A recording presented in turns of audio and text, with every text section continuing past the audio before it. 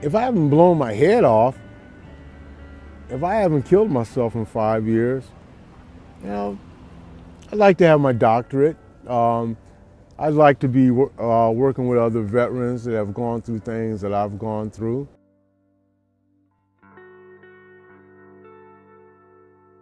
I've experienced a lot of trauma in my life. I've known a lot of death, unfortunately, and I had these events that caused me to have PTSD. But being an African American in America in itself was a form of trauma.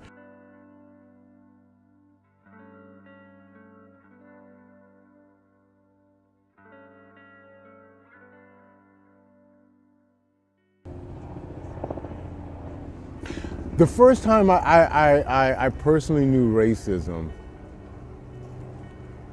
I was in this school. I was the only black. We had this one kid, Rodney, I think was his name. He was the class prankster. The teacher went on a break, and these teachers back then, they used to sit on these. I always remember I used to want one of these so bad. These green cushions. It had the webbing on it. These green cushions. Rodney thought it'd be a good idea to put these tacks under it. He very carefully unzipped it and he put these tacks under it. His teacher comes back in, sits down on it, jumps up, screams, "Ah!" The whole class busts out laughing. Teacher's enraged. Who did this? Who did it? Who did it? And she's trying to figure it out. Then she came to me, "Did you do this?" And I said, No, I didn't. She asked, "Well, who did it?" She wants me to rat. You don't rat. I got two opposing, things going here. And so I refused to say. She says, "You know who did it. You know who did it." And I wouldn't say. And her eyes, it's like in my child's mind, I can see these red eyes, blood, just like she's looking at me, and she says, "You lying nigger. You did that." This was a teacher. I was in third grade. I was never the same. My life was never the same. At that, I never knew, I was the prince of the family. I was the youngest, my mama's favorite. But in that moment, I was less than human, and I knew it.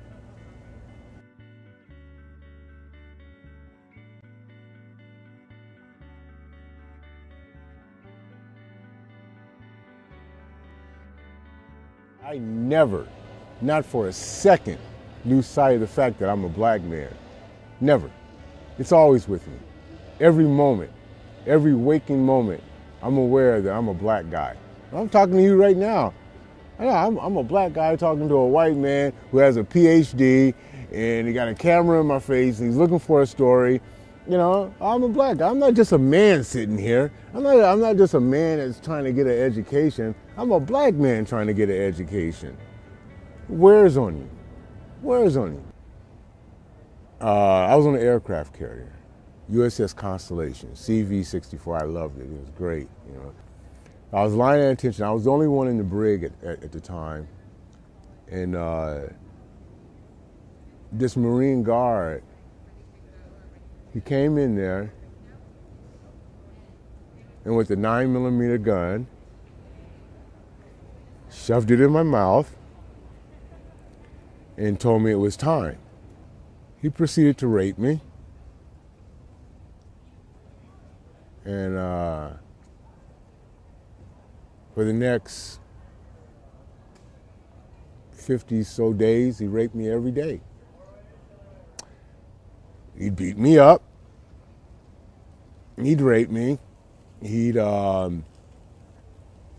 When I'd sleep, sometimes when he wasn't on duty, he'd find new sadistic ways to wake me up and terrorize me.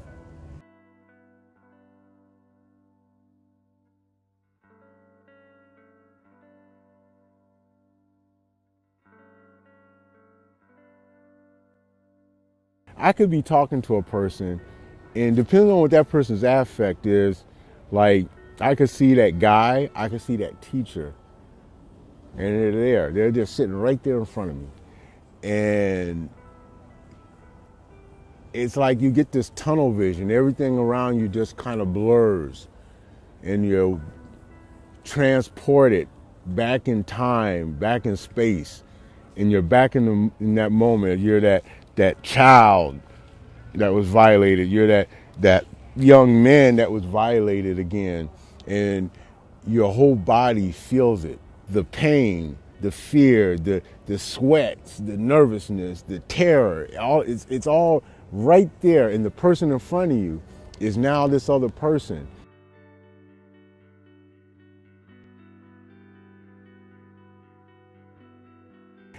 Clicking sounds, like even something as simple as the lighter flicking, it would remind me of what it sounds like when you pull back the hammer on a gun, and someone can make that simple sound.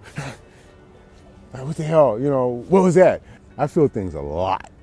I overfeel things. I feel like I'm a raw nerve. Sometimes.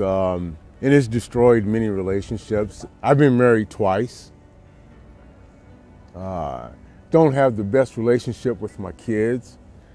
Don't have an excellent relationship with myself most of the time.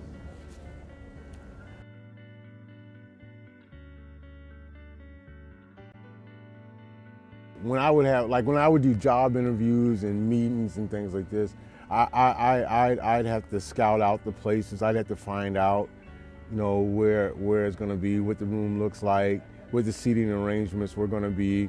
And if I could, which I always found a way to do it, I would manipulate the seating in such a way that there's a clear path between me and the door,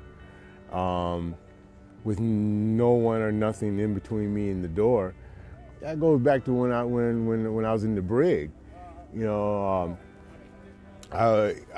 The way the brig was arranged, they had me, this guard, when he would come in, he was between me and the door, between me and the main door. It wasn't like a cell door, it was a regular door, and he was always between me and that damn door.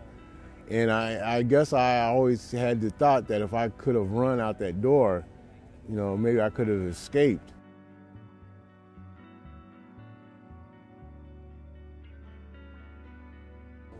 I don't know if I can heal. I want to, and I ask myself that all the time. I ask myself if I'll ever be completely whole, and I don't know. Today I'm not completely. I put on a pretty good show, but I can't let anybody too close to me else they'll see the truth. I'm broken. But I don't know if I can heal. I want to heal, but I really don't know.